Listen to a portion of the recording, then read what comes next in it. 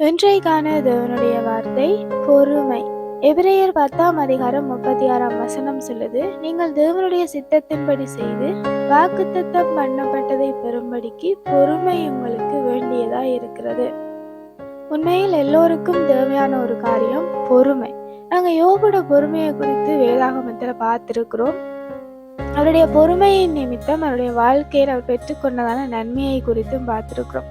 அவர் இரட்டிப்பான நன்மையை பெற்றுக்கொண்டார் என்று வேதாகமம் சொல்லுது. ஆகையால நாங்கள் பொறுமையாக இருக்கும் பொழுது இரட்டிப்பான நன்மையை பெற்றுக்கொள்ளுவோம்.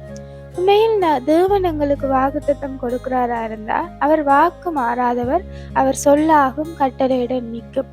அப்படிப்பட்ட பொய்யுரைக்காத தேவன் எங்களுடைய வாழ்க்கையில் ஒரு வாக்கை கட்டளையிடுகிறாராக இருந்தால் கண்டிப்பாக அதை நிறைவேற்றி தருவார்.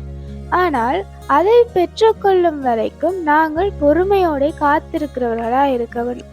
ஒரு சிலரை எடுத்துக்கொள்வோமாக இருந்தால் எல்லாமே உடனடியாக பெற்றுக்கொள்ள வேண்டும் என்று நினைப்பார்கள். ஆனால் நாங்கள் உடனடியாக பெற்றுக்கொள்வதை பார்க்கிலும் காத்திருந்து பொறுமையோடு பெற்றுக்கொள்ளும் பொழுது அதனுடைய பெருமதி பெரிதாக இருக்கும். எங்களுடைய வாழ்க்கையில உடனடியாக கிடைக்கிற சில விஷயத்தை பார்க்கிலும் காத்திருந்து பொறுமையாக பெற்றுக்கொள்ளும் பொழுது அதனுடைய பெருமதி அதிகமாக இருக்கும். நாங்கள் தேவனுடைய வாக்குத்தத்தம் பண்ணப்பட்டதை பெற வேண்டுமாக இருந்தால் அவருடைய சித்தத்தின்படி செய்து பொறுமையை கடைபிடிக்கிறவர்களா இருக்க வேண்டும். தேவன் ஒரு வாக்கு உரைப்பாராக இருந்தால் கண்டிப்பாக அதை நிறைவேற்றி முடிப்பார். நாங்கள் பொறுமையோடு இருக்கிறவர்களாய் காணப்பட வேண்டும். எந்த சந்தர்ப்பத்திலும் அந்த வாக்கு நிறைவேறவில்லை, காலதாமதமாகுது என்று சொல்லி மனமுடைந்து பின்மாற்றமாய் செல்லுகிறவர்களாய் காணப்படக்கூடாது.